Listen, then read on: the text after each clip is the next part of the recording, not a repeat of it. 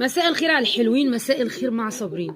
طبعا انا طلبت الاوردر ده من عند هبه بيبو شوبينج، وعلى فكره اسعارها مش وحشه خالص. دي توزيعات العيد، يعني هتحطي هنا البونبوني والعيديه وات ايفر بقى مكسرات، ودي بتتلزق في دي كده. بصوا الاشكال اللي انا طلبتها لولادي.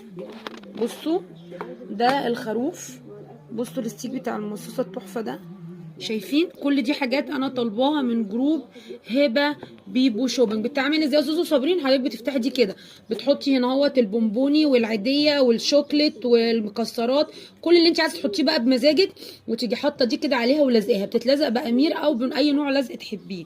طلبت كمان دولت عشان انا استخدمتهم قبل كده من جروب هبه بيبو شوبينج. دي العلاقات اللي بتحطي عليها البراويز، او تحطيها في اي حته في الشقه، تعلقي عليها الحاجات اللي انت عايزه تعلقيها، وتفر انت عايزه تعلقي عليها ايه. الاوردر دوت والله يا جماعه عايزه اقول لكم بفلوس اي كلام، حياه ربنا مش دافعه كتير، وحاجات تفرح الولاد عندي. بصوا دي، بصوا شايفين؟ بصوا الخروف وجماله، كل سنه وانتم طيبين.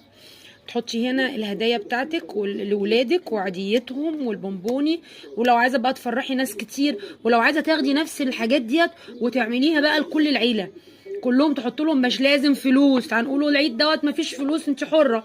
هتحطي شويه مكسرات، شويه بونبوني، حلويات من اللي بيحبوها. ايه تاني يا فرحه بتحبهم؟ ايه تاني غير المكسرات؟ مارشميلو، الحاجات الجميله ديت. فرحه وساجده قاعدين معايا بيعملوا ريفيو، شايفين الجمال؟ هبه بيبو شوبينج، كل ما يخص ادوات منزليه، ملابس، حاجات تفرح ولادك زي ما انتم شايفين كده، اكسسوري، جلود بالنسبه للشنط والاحذيه. بصوا خشوا اعملوا شوبينج عند هبه بيبو شوبينج، ومش هتطلعي من الجروب غير وانتي مخلصه كل فلوسك ان شاء الله. اشوفكم على خير. صابرين انديل.